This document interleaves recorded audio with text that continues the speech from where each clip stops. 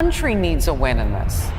Please welcome the next president of the United States, Donald J. Trump. I will never stop fighting for you.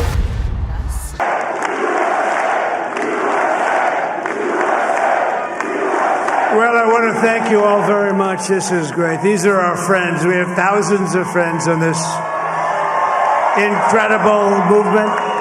This was a movement like nobody's ever seen before.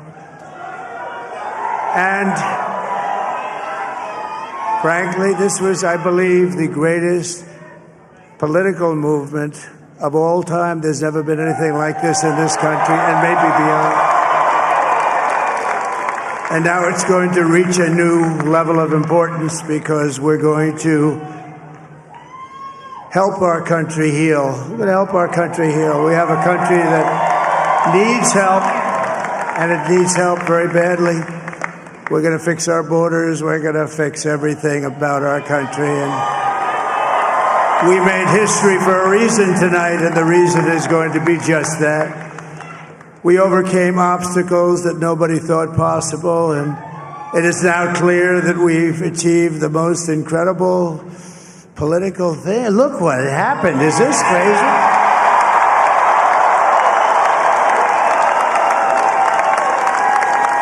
But it's a political victory that our country has never seen before, nothing like this. I want to thank the American people for the extraordinary honor of being elected your 47th president and your 45th president.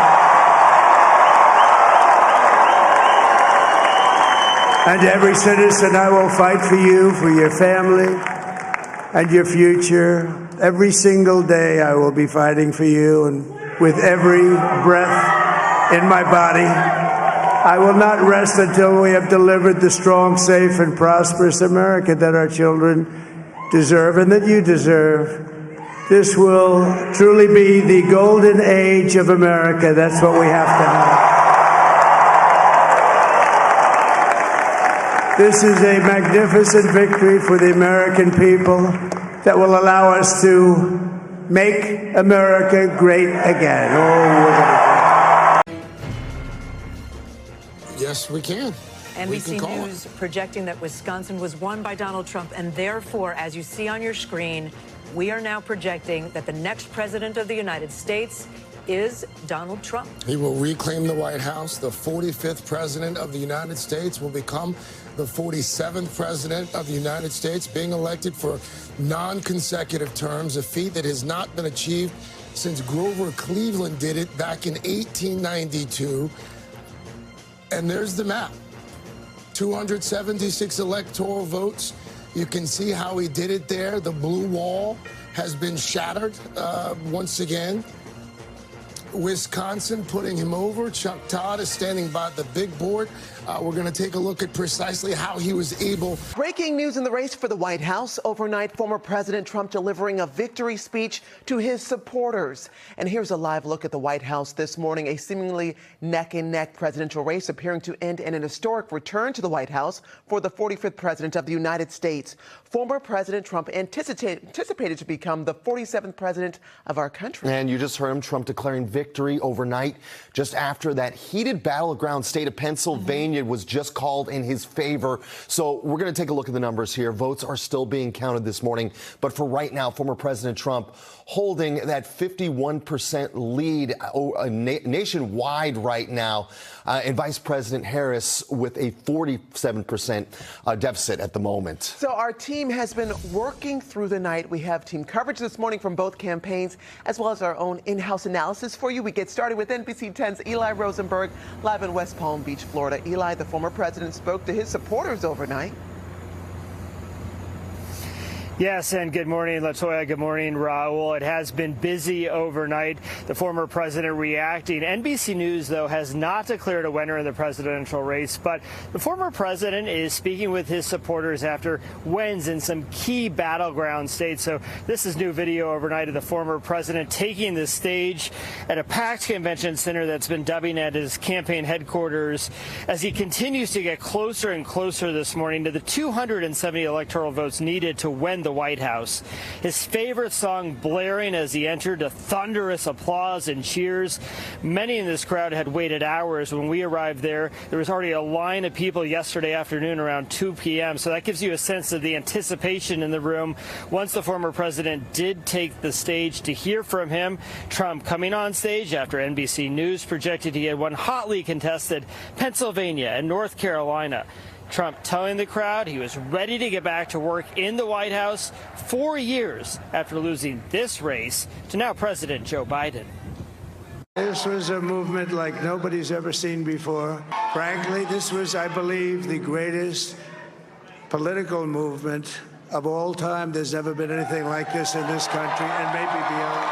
And now it's going to reach a new level of importance because we're going to help our country heal. We're going to help our country heal. We have a country that needs help.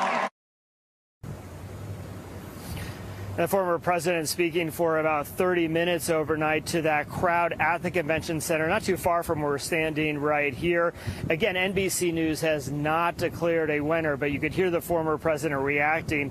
We're going to have a lot more of what he had to say throughout the morning, but for now, let's toss it up to my colleague, Matt Pritchard, live in Washington, D.C.